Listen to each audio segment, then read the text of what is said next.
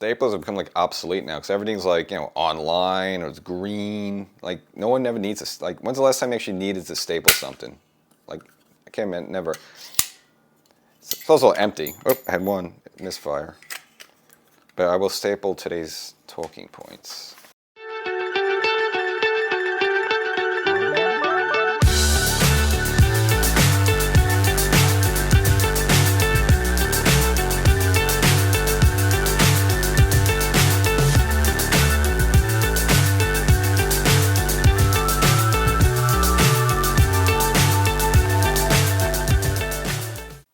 Welcome to Section 420, Talkin Yankees. Well, 5-alarm fire in Yankee Town. Gerrit Cole needing an MRI for a right elbow discomfort there, so does not sound good at all. And also Aaron Judge also needing an MRI for his abs, which I don't know how you can MRI an ab, but nevertheless, a lot of pessimism, a lot of scary stuff here in Yankee Town. Now, we'll get into all this stuff. Now, it's almost like really breaking news, so even now recording this, like literally news could drop down. But of course, when your ace Gerrit Cole needs an MRI, does not sound good, so we'll get into that whole deal there. And of course, there's a little backstory to that the Yankees were trying to pursue Dylan Cease in the offseason. Well, now that Gerrit Cole might have to start the year on the IL, it seems like the Yankees have re-engaged in that, so I'll kind of get into all that good stuff. And I know it's going to be very depressing. We don't want that, so I'll give you a little bit good news. Of course, with Anthony Volpe's improved swing, and which led to a higher batting average. There was a little bit of optimism there, so we'll get into the optimistic stuff there. But of course, a lot to cover here. When your Yankee ace, as well as the Yankees' best player, Aaron Judge, need MRIs, not good stuff there. So we'll get into that stuff. So if you're watching right now on the YouTube channel, make sure you subscribe if you haven't done it already. And if you're on TV, watching this on TV, go to Section 420 Talkin Yankees there on YouTube. Subscribe there. And then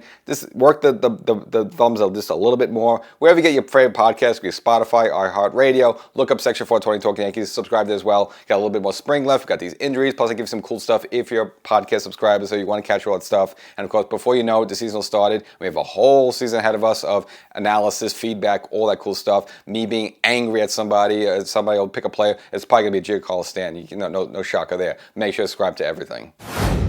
So if you're watching a couple of the previous episodes, everything was rosy. We're in spring training, and Juan Soto's hitting home runs left and right there. And the Yankees do a good job of avoiding the injuries. Well, of course, now they all have come down at once. Of course, on a little lesser extent, Oswald Peraza down for 6 or 8 weeks, and I'll kind of get into that a little bit. And again, not as detrimental, but of course, Gerrit Cole needing an MRI, oh my God, that's just the worst news possible. And of course, a little bit lesser news than that was the Aaron Judge, complaining about his midsection there. So we'll do the Judge a little bit later, but of course, the big one is that Gerrit Cole. Of course, I mean, he's the whole enchilada there. It's like, Whitey Ford going down in the 1950s or 60s. You just cannot have that. So apparently, we kind of saw this early on in spring. Maybe you got, that game against Toronto where Daniel Vogelback, who was like, I can't even believe he's in baseball anymore. He has more of like a softball player body, but nevertheless, hits a home run for Cole there, and Cole just got this smash in that first inning, and we didn't think much of it, and you weren't really hearing too much news about Cole. It was all about Stroman and Rondon and Nestor. How are they going to bounce back? But Cole, because you always assume hey, look, you always pencil him. He gives you what you know what you get with him, and you don't worry about him. But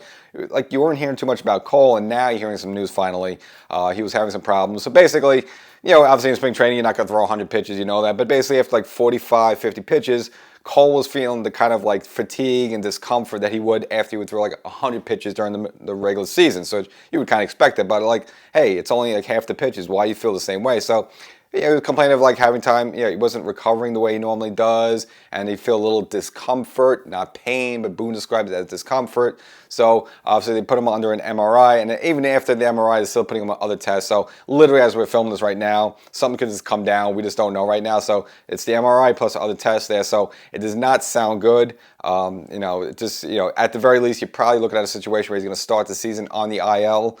If even he's down a month or two, it's not terrible, a little scary, but again, not terrible if that's the case. You just don't want no structural damage. Now, Cole has been one of the more durable pitchers in baseball over the last decade or so, and just for someone who throws, a fastball at almost 98, 99 miles per hour there, you would think at some point he would have Tommy John surgery, but no, he actually never had Tommy John surgery in his life. So 33 years old, you figure at some point it'll bark up on him, but apparently never did. But is this it? We don't know yet. But I'll look back at his body work over the past decade or so. And again, one of the more durable pitchers in baseball. So the last 4 seasons, he's led led the majors with 664 innings pitched. Again, very durable there. And then since 2013, so you're looking back almost 11 years from now, so more than a decade, he's had the third most starts in baseball with 300 here. So here's a guy who's been very durable his whole career, never needed a Tommy John surgery, which again is very rarity these days in baseball. It seems like every pitcher at some point, you come up for a year or two and it's like, all right, just get the Tommy John surgery, fine, get it done. He's never needed that, so is this coming back to bite him? I don't know. I mean, you go back in the days, there have been a lot of prominent pitchers who've not needed Tommy John surgery, so it almost seems like, just this day and age, you almost have to get it at some point there. So you hope that's the case. If that is the case, then the Yankees are in big trouble because, of course, now he's only down for 2024, but he almost looks like maybe a chunk of 25 as well, and just because it's Gerrit Cole, I mean, you could lose Nestor, and it's not the worst thing in the world. You could use Rendon or Stroman, it's not the worst thing in the world, but Cole is your ace. He's your guy. I mean, he takes the ball in the game 1 there, or if you're down 2 games to 1 there in the playoffs, you need to tie the series up, 2-2. You go to Gerrit Cole there. So this is, big news for the Yankees, and we'll just see where it goes. And a lot of players around him, they seem a little bit grim. Boone was kind of like, not laughing it off a little bit, but being a little jokingly. So we don't know how serious it is, just from differing from the players. I think if the players were very, grim, obviously the players probably know more than what the people in the media know there. So the players were down about it, but they're not, super down about it. So it just seems like maybe there's no structural damage, but a case where, again, he's not going to be there, definitely probably not going to be there for opening day, which you would like him, especially, in Houston there. I mean, obviously a good hitting team. You want your ace out there for the first game to get that win there. So obviously now you're looking at game 1, you're probably losing game 1 if that's the case there, but don't want to get too hard of yourself. But of course, we'll see where this news goes there now. The Yankees have been looking at, according to USA Today's Bob Nightingale, that basically a little early in the offseason, the Yankees were kicking the tire on Dylan Cease, and he's one of the pitchers that mentioned that the Yankees could possibly pursue from the Chicago White Sox. Now, the fact that now Cole has gone down, or apparently is going to go down, you're hearing news now that, again, also according to Bob Nightingale, that the Yankees have reignited those talks with the Chicago White Sox for Dylan Cease. Now, the only attractive thing for Dylan Cease is that he's under contract for at least 2 more years, so that's why he would be more, appetizing than your typical player who only has 1 year left on the deal, where all right, you got him for 1 year, but, at some point you have to pay him free agency. Well, Dylan Cease, at least you got 2 years under the belt where you don't have to pay him much, but of course, if that's the case, then you have to give a boatload of prospects. So I'm assuming what happened was they probably were trying to go after Dylan Cease, but once the Soto deal went down, the Yankees had to give up a boatload of prospects. Michael King, Drew Thorpe, Brito, Randy Vasquez. So I think once that deal got done, that probably took Dylan Cease out of the Yankees' plans because they had to give a boatload for Soto. I don't think they're going to give another boatload in order to get Dylan Cease. But what we have heard in this term, new re-engagement with the Yankees and the Chicago White Sox, and the Yankees have taken off Spencer Jones is off the table there. So obviously, we've been featuring him here on the show the past couple of weeks. Going to hit that 470-foot bomb early in spring training there. So he's off the table there. So it looks like, again, the Yankees are probably just trying to play this one out. But if they are re-engaging with the Chicago White Sox to get Dylan Cease, won't include Spencer Jones. We don't know who else is in that deal. Did not say it would not include Jason Dominguez, but I don't think the Yankees would give up on him as well. And in fact, he's ready in a throwing program. Seems like he's a little way ahead of his schedule there. So I don't see Dylan Cease coming to the Yankees there because I just don't know what prospect they would have other than that would be better than other teams in baseball that also trying to get him there. So I want to count my blessings on Dylan Cease there. So probably not come to the Yankees. And if Cole's down, you probably see someone like Luis Heel, again, who's been kind of impressive so far in spring training. Probably just maybe man down the fort, whether it's got to be a month or 2. But again, we're still waiting for the results for Gerrit Cole. Again, literally like right now, a news report could come down. Just don't know it yet. But MRI, right elbow, discomfort, not feeling good, not throwing a lot. Not good news for the Yankees. So if the Cole injury is one, I guess you say the 1A concern for the Yankees would be Aaron Judge. Now, he's another person who's kind of had like a kind of quiet spring training. Again, all the hype in the news has been around Juan Soto and just way he's been raking. And of course, as I mentioned before, Spencer Jones. But you haven't really heard much about Judge. And again, he hasn't really been that impressive. He's been okay, not as bad maybe as some of the other Yankees we highlighted who haven't really had a good start to the spring training there. But of course, now we hear news.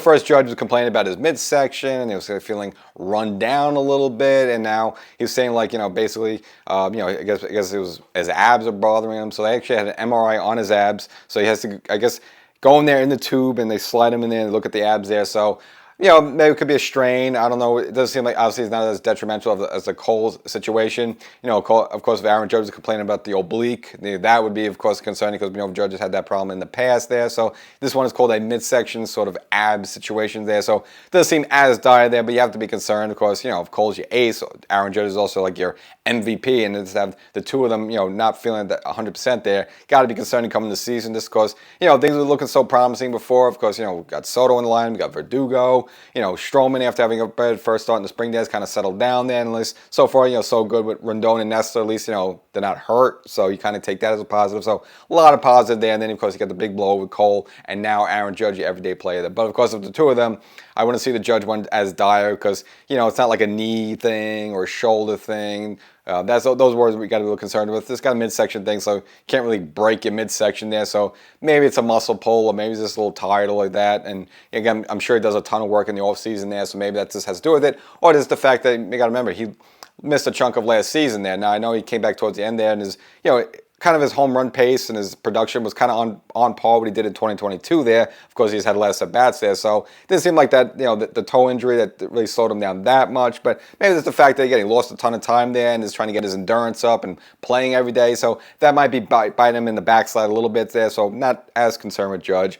But it was definitely, obviously, an injury, and he's going to be down for quite a time, is Oswald Peraza. And again, if you subscribe to the audio podcast, kind of went into this a little bit more detail, but he's going to be out for 6 to 8 weeks with a right shoulder strain. Now, we want to get the pronunciation correct on this one because it might be the first time you've heard of this injury. It's a subscapularis strain. So this kind of reminds me of when the Yankees had Benintendi a couple of seasons ago, he had the Hamate wrist rip there. So, if you follow baseball, you find out about these new body parts and injuries that we don't even know about. But nevertheless, looks like Peraza is going to be down definitely for 6 to 8 weeks. Now, they're hoping to get him to start throwing again by like April 20th and see if he can rejoin the team by May there. So that's kind of the best case scenario there. So now with Peraza, look, he wasn't hitting that well to begin with, so this is not a big blow. At best, he was just going to be the backup to Volpe at shortstop. He could play a little third base as well, as we know that. But, Peraza had me thinking, again, I kind of mentioned this all on the podcast, I just have a bad feeling he's never going to make it.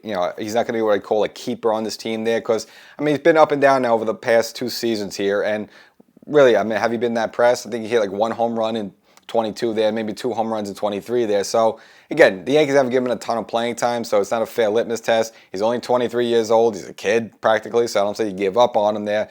But you just kind of a feeling that just whether it's because of injury or there's really is no place to play him, he's not really going to be a keeper here. He's not going to make it long term with the Yankees. Again, to me, he kind of feels almost like a Miguel Andujar or an Eduardo Nunez if you want to go back further than that. Again, Nunez, he was a good hitter there, but not the best defensive person. They tried him. Obviously Jeter was still on his last legs there, so they couldn't really replace Jeter. They tried him a little bit at third base. He was kind of butchered the ball a little bit there, and eventually he was kind of bouncing around the baseball. I don't even know if anyone was even around anymore. Same with Miguel Andujar. He kind of came up with Judge a little bit there, but of course couldn't really find a place for him because the Yankees were pretty much set at shortstop and third base. They tried Andujar a little bit out in left field. He couldn't really get much playing time. He would get hurt a lot, and he would never really make it. And because the Yankees released him, he ended up with Pittsburgh there. And again, Peraza's kind of, I almost put him in that same boat a little bit. I just don't think he's ever going to get the adept playing time he needs to be here to play consistently, put up numbers where the Yankees want to keep him here. So, again, very early. I'm sure he'll come back in May there, but I get to see this as Peraza with all the hype. And, again, in the minors, he put up some good numbers there. If you want to go back to 2022,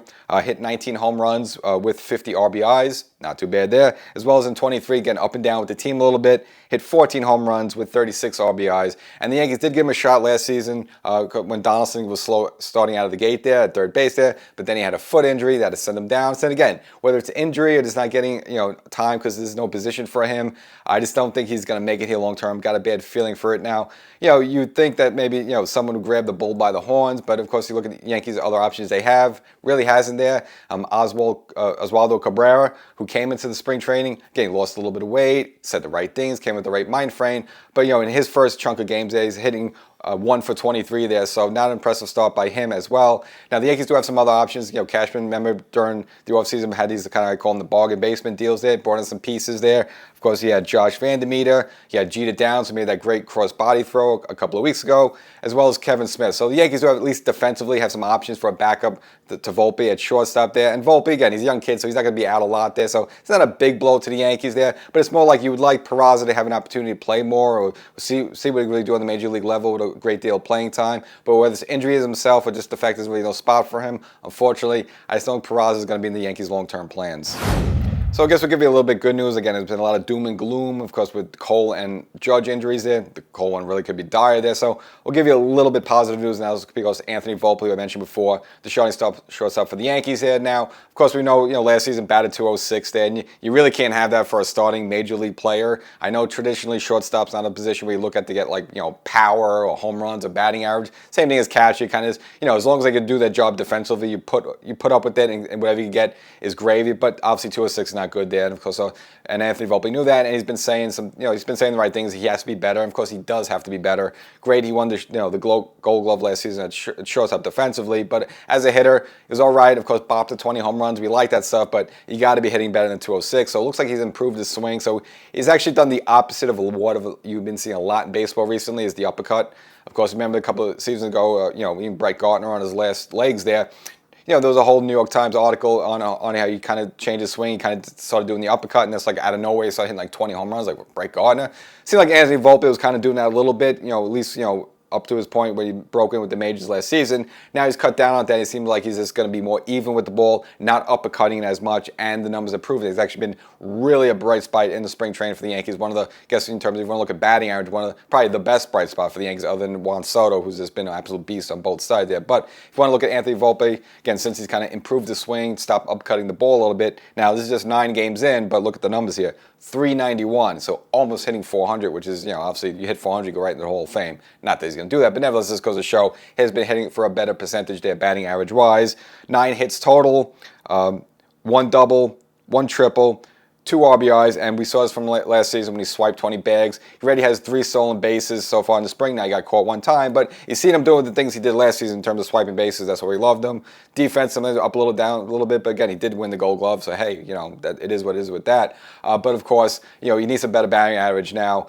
Is he going to hit 300 going into the season? Probably not, because again, this is spring training, so he's probably facing a lot of pitches that will probably start the season in double or triple A there. He's not getting the best of the best, but nevertheless, you like to see that. Now, don't get, it could be also fool's gold, because remember, Volpe also had an impressive 2023 spring training there. That's why he won the shortstop job. And then, of course, once we got to the regular season, again, he had a good opening day. Then from that, it was probably, pretty much In fact, during our season, fans were debating, should you send him back to the minors? I think the Yankees made the right move, keep him up on the majors, let him take his lumps here. But again, he has to hit better than 206. Now, look, I think it's a good sign. And the fact that he tweaked his swing there and is leading to a better batting average in spring training, I think that will carry over once we get to the regular season. I'm not going to expect a 300 hitter, but, could he bat 260? Yeah, I can see that, and good for the Yankees, and this is the way baseball is this day. That's fine. He wants to mix in the power a little bit, bop one once in a while. But even he's better off even if he hits less home runs, but hits for a higher batting average. I would take that trade. So even if, let's say next season he only hits 14 home runs, which is less than the 20 hit last season. But if he has a high batting average in the long run, that's better for the Yankees because that means he's getting on base more. He's probably part of more rallies. He might be driving in more runs, so it's better there. So bright spot on Volpe there. So hopefully he can keep it up. Now, Jose Trevino had a delayed start of the season because dealing with a calf injury. Well, good news, they actually came back and in his first game, bopped a home run and put 5 innings of work behind the dish there. But you heard a little bit of news because actually Austin Wells was going to be the backup catcher this season, which actually raking him pretty good. And people might say, well, is Austin Wells going to take Trevino's job? I'm not going to say the case. Now, we'll look at Wells' numbers. And again, they were pretty good here. So this is 8 games in, hitting 263. 5 hits, 2 of those hits home runs, 5 RBIs, and he actually stole a base himself there. And of course, he's got the funky mustache, whatever it likes. But again, I would never see a situation that Wells would take over Trevino's job as a starter. Again, Trevino, he's a former All-Star for the Yankees, but if he hits it a little bit, that's fine there. But you look at him, he's one of the best framers in baseball. And of course, with Gerrit Cole, now of course Gerrit Cole's out. But again, in a perfect world, if Gerrit Cole's pitching there, the way he frames some Gerrit Cole pitches there, he steals a lot of strikes. I mean, there's a lot of pitches that should be called a ball, but Trevino, because the way he catches them on the angle there, he gets those he gets those as strikes there. So Trevino, again, as long as he's healthy and play, and again, comparable, I would never see a situation where Austin Wells will take over his job. And again, Wells has been good so far. He's been gunning down some runners, so you like to see that stuff. And he's a young guy there, so let him sit. Let him get some tutelage behind Trevino. Maybe a season or two to go when Trevino, probably the Yankees will let him walk. Then Wells could be the starting catcher there. But I'm not going to see a situation where Wells would take over his job. Even if Wells keeps raking at the way it is, still not enough there. Again, because catcher, as mentioned before, with shortstop, the first priority is defense. You want defense up the middle there. Catcher, shortstop, and of course center fielder there. So you have center fielder, you have Judge there. Again, pending he's playing, or a backup, Trent Grisham, a guy with a two-time Gold Glover himself. Volpe up the middle, just got a Gold Glove, and Trevino, doesn't have the Gold Glove, but again, one of the best framers in baseball there. So up the middle there, you want to be good defensively. So as much as Austin Wells might be hitting good there, he's not going to take Trevino's job, and it's just going to see Trevino back. And again, the first game, hits a home run, and it seems like he's healthy. And again, had a little calf strain there, so it doesn't seem anything too dire. It's a muscle thing. It's not a ligament. It's not a knee thing like that. So he should be fine for the Yankees. A couple of Yankees have been, kind of featuring, past couple of episodes in terms of them not getting off to a great start there. So we'll do another check-in on them because, again, they've been on like my Santa's naughty list there just for the past couple of seasons. Again, underperforming, hurt, and so forth there. And of course, that's DJ, Stanton, and a little bit Gleyber Torres. I know Torres not as bad as the other two there, but we'll do a little check-in with them again. Again, they could have a game today. It is rake and this kills all these numbers there. But again, spring not to the greatest of starts, at least for two of them. But of course, we'll go over the numbers because we just love these stats. So of course, DJ upped his batting average a little bit to 235. So okay, but he's still, he's been struggling the past couple of seasons being like a 240 hitter, and that hasn't been, been good for the Yankees there. It's better than hitting 100. That was I think that was last episode. He was hitting 100 there. So upping a little bit, but still even 235 is not that great. No home runs yet in spring, but does have 3 RBIs. So, and of course, Aaron Judge mentioned before that this is the best he's seen DJ LeMahieu, I guess, in terms of batting practice and in the cage and stuff like that. Okay, I'll take Judge's word for it, but at least in terms of production on the field so far in spring, really hasn't seen a ton of that. So, but again, I'll take Judge's word for that. Maybe he sees things we can't see. Fine, I'll leave it at that. Not going to disagree with Judge. We all love Judge. Gerrit Cole Stanton, though, even worse, really hasn't improved much at all. Now, he's not hitting 100 anymore, but he's hitting 167. So improved by 0.67% there. So, but still terrible. Hitting under 200 there. Still hasn't hit a home run this spring, and still doesn't even have an RBI this spring. Right now, at this moment, again, he could tee off today in this spring training game today. Okay, fine. But right now, we're about halfway into the spring training, and he doesn't even have a home run or an RBI yet. So you got to be concerned about that. And I know these guys. Well, these are veterans, and once the season kicks in, though, because that's that mentality that Hal Steinbrenner had last season. Remember, it was in June, the Yankees were last place, fans were complaining, the media's in uproar, and Hal's like, why is everybody panicking for? It's like, well, yeah, it's June, but the team isn't good, they're not hitting. This is the same thing with, you got to put Gerrit Cole Stanton, all right, we're halfway in spring, the guy doesn't even have a home run yet, or for he's facing single A, double A pitchers. He has no home runs and no home RBIs right yet there, so you got to be concerned about that. Of course, they're going to start him, they're going to put him out there because who he is, the money he makes, and all that stuff. But so far, you're not looking at a vastly improved Gerrit Cole Stanton. Again, he dropped to 20 pounds. He wants to be more of a baseball player, more of athletic. Said he tweaked his swing this, but we really haven't seen the results yet. So kind of alarming on that one. At least DJ's been a little bit better. Okay, fine there. But I'll at least leave you with a good taste in your mouth, and that's been Gleyber Torres. Has upped his game a little bit since the last time we checked in on him. Now has increased his batting average to 333. Okay, over 300 there. A rarity on this Yankee team, pretty much. Does have a home run so far, 4 RBIs and 2 doubles. So at least he's hitting the ball a little bit. So you're getting some life out of Gleyber Torres, great. And of course, this year is entering the final year. He's obviously going to, looking for a big contract. He wants to stay with the Yankees. He wants to be a Yankee for life. Look, I like him. I just don't know if the Yankees are going to give him a long-term commitment. We'll have to see how this season goes. I was kind of feel like during this offseason, it was probably Gleyber Torres in terms of his trade value was at his highest. Again, he just came off being a second place for Silver Slugger for second baseman there. He's a young guy. I'm sure someone would love an infield like that, could put up the type of production. So I think the Yankees possibly could have moved him. I think they probably should have moved him. I just don't think he's going to be for the Yankees' long-term plan there. I've had a little quips about this guy. But of course, you at least think he would have the motivation to put up some big numbers this season just to get that big contract, whether it's from the Yankees or somebody else. So at least he's upped his game a little bit in the spring. But DJ, a little there, but Stanton, really, that's a problem. It's still hitting under 200, hit 200, under 200 last season, full year there, and of course, had some injuries up and down there. So we haven't heard the injuries about him, but again, if he's going to be a guy that's going to be, not hitting well, hitting under 200 there, you look at the next like Joey Gallo or Aaron Hicks for the Yankees, and you can't really cut those guys easily. I mean, because this is the money he makes and the years left on his contract there. So if he's not able to recoup himself there, the Yankees got a big problem. That's really isn't Yankee news, but somewhat related in some different ways. But Joey Votto, who's kind of been desperately looking for a team to sign him there, has been putting out a lot of stuff on Twitter there, almost very desperate, very desperation mode. Which you figure, hey, he's a former MVP player and he's like 40 years old. Like, just hang it up. You got plenty of money. What do you want to do is, but he still wants to play. He's been begging a team for sign him, so a team finally did sign him, and that would be the Toronto Blue Jays, which actually kind of ironic. He's from Toronto there, which I didn't even know that. But so he got signed by his hometown team there. So 40 years old, but he still wants to get another crack at it. So it's a minor league deal to the Toronto Blue Jays. Now, if he makes the majors, a $2 million option kicks in there. So we'll see if he makes it or not. But a little bit relevant to the Yankees because the Yankees, when they finally host their own home opener, Toronto will be the visiting team there. So possibly you can see Joey Votto, if you're a big Joey Votto fan, see him at Yankee Stadium there. And of course, there's some other former Yankees on Toronto, mainly the coaching staff, Don Mattingly with the full beard. So imagine a situation now, you got Don Mattingly and Joey Votto. You can look at these two guys there and it's like cheer for them. Well, you can't hate Don Mattingly, of course you can't hate Joey Votto there. So we'll see what happens there. Obviously did not have a good 2023 season there, so I don't know if he'll make the club there, but he just might make it just based on his name and it's Toronto and he's a hometown guy there, so they might push him onto the team. So if that's the case, we'll see. And of course they're at Yankee Stadium. Maybe he'll go for the short porch there in right field. And of course, more importantly, you want to see Don Mattingly's beard. A little bit more non-Yankee news, and never really got into this early in the offseason because you're kind of worried about trades and who's Brian Cashman going to sign, all that stuff. But it was the comments by Anthony Rendon. So I guess, since spring training is almost finished here, I guess we'll dive into the comments and kind of send some interesting stuff.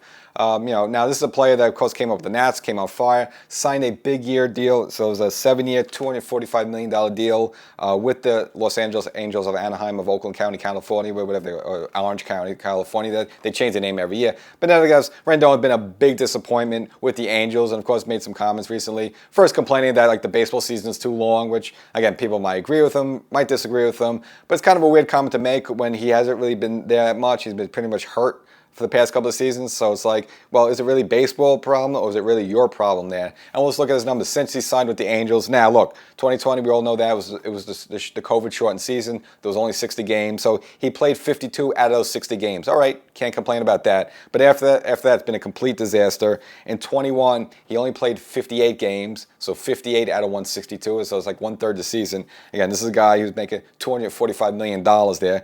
Then 2022 only plays 47 games, so again he's paying about 1/4 of the season there. And then last season almost about the same thing, only played 43 games there. So again, is it really the season's too long or you're hurt all the time for some crazy reason there? So kind of a mess there out in Los Angeles with the Anaheim Angels of Los Angeles of Orange County. I can understand why Ohtani wanted to get the heck out of there. He probably likes playing with Trout, but the Rendon's is a disaster there. So I don't blame Ohtani for wanting to at least go across the highway there to the Dodgers there. But Rendon's been a big disappointment. Made that comment. Also made comment that pretty much saying like baseball is just like a job. Of course, family and religion comes first, which okay, I get that. But that's a comment you want to make, and you want to talk to reporters in the morning. And of course, he had that incident last season when he was on the field.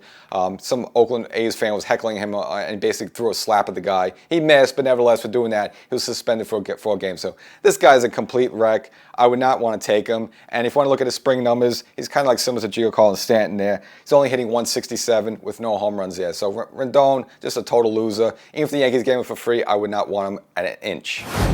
So that's the episode. Hope you enjoyed it, even though a lot of injury and negativity news. But nevertheless, make sure you subscribe to the audio podcast version of the show. Again, an updated report on Gerrit Cole's right elbow might come down like literally right now. So you want to be subscribed to the podcast. You don't want to wait a whole week to watch this episode. You want to get the news right away. So wherever you get your favorite podcasts, Section420 Talkin Yankees, subscribe now.